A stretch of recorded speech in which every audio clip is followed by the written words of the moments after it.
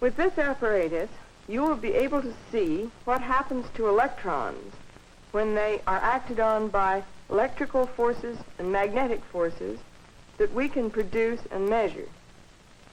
One of the things that we'll be able to do is the mass of an electron. This tube contains a little hydrogen, and over here there's an electron gun aimed upward. The source of electrons is a heated cathode at the bottom of the gun. The electrons are accelerated upward by a potential difference applied between the cathode and the cone-shaped anode above it.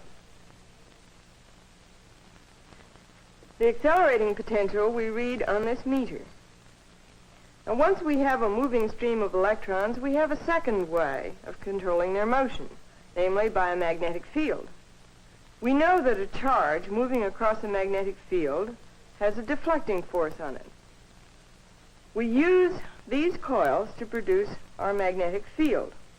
A current flowing around a circular coil like this produces a magnetic field at the center that has a direction perpendicular to the face of the coil and a magnitude proportional to the current flowing.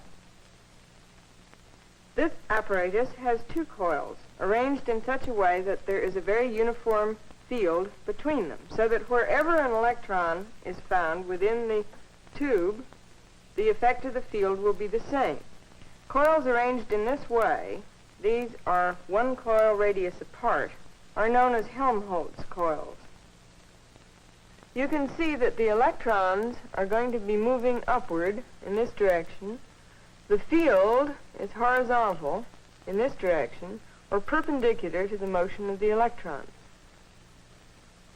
To measure the field strength, we read the current in the coils on this meter.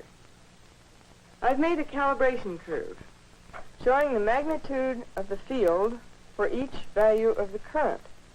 As you might expect, it's a straight line. In other words, the field is proportional to the current. Now let's turn on the tube.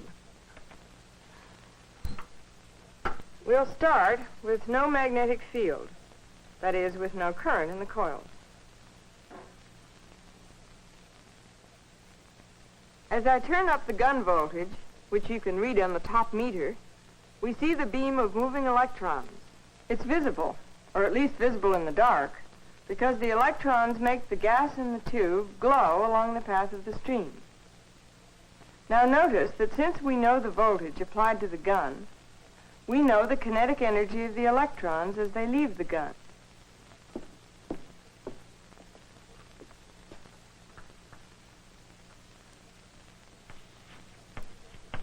The energy of an electron as it leaves the gun is equal to the energy per elementary charge times the charge.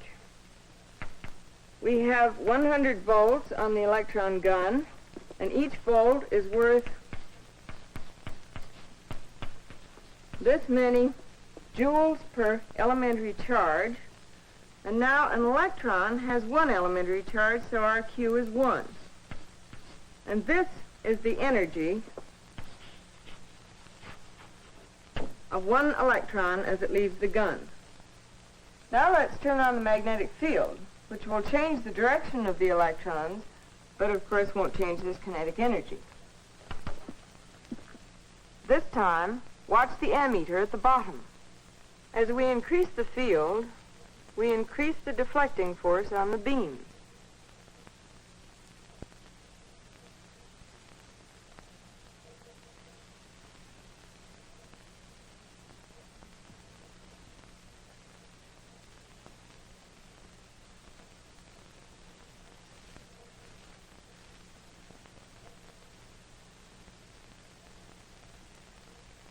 Remember, the magnetic field is perpendicular to the path of the electrons everywhere on the path.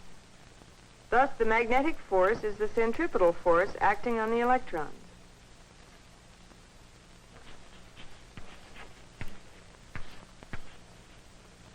This force that keeps the electrons moving in a circular path of radius r is equal to the field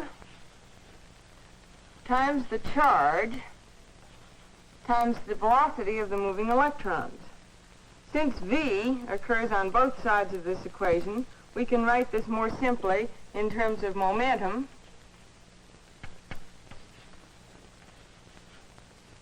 And we have quantities now that we can measure. We can measure B, the field, by reading the current and using our calibration curve. The current in the coils is 0.79 amperes. That gives, for the field, 0.97 times 10 to the minus 22. So we have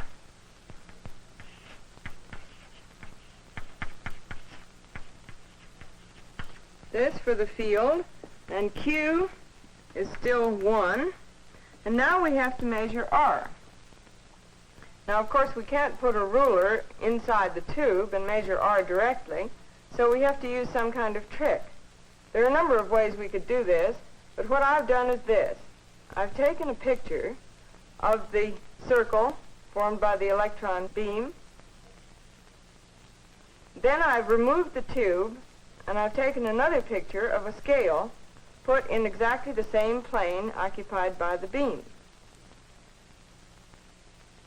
Here are the pictures. I've cut this along the scale, and now I can use it to find the diameter of the electron beam.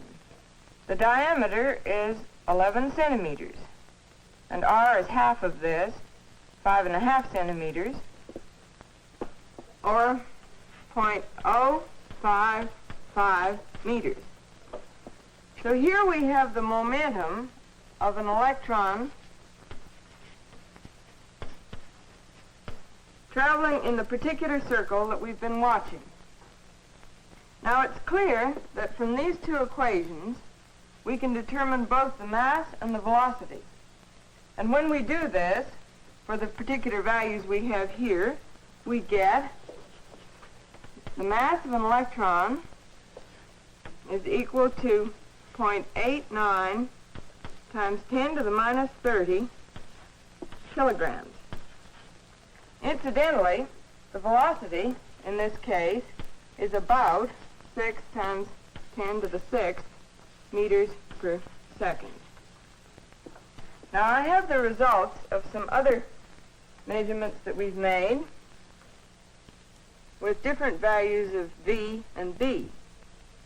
Here you can see that although the accelerating potential varies quite a bit and the field varies, giving different values for the radius of the circle and for the velocity of the electrons, still the value that we get for M turns out to be always just about 10 to the minus 30. In other words, no matter how we do this experiment, we always get about the same value for the mass of an electron. We can also check very easily how the radius of the electron beam depends on the voltage and current.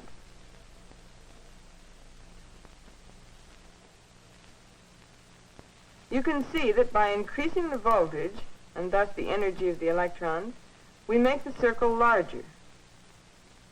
Increasing the field makes it smaller.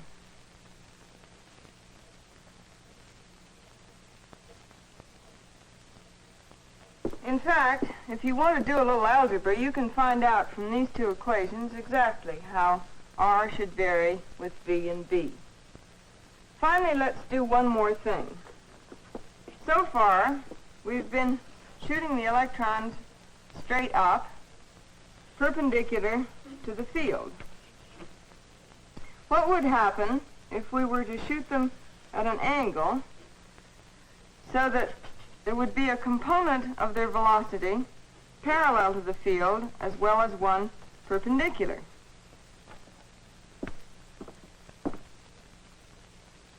I will rotate the tube like this so that the direction in which the gun is aimed will make different angles with the direction of the field. The vertical component of the electron velocity will still be affected by the magnetic field, but not the horizontal component. Here, the gun's direction is at right angles to the field. As I change the angle, the electrons continue to circle around the direction of the magnetic field, but also move along the direction of the field until they hit the glass. I think you could predict the shape of this helix. All you need to know is the field, the gun voltage, and the angle of the gun.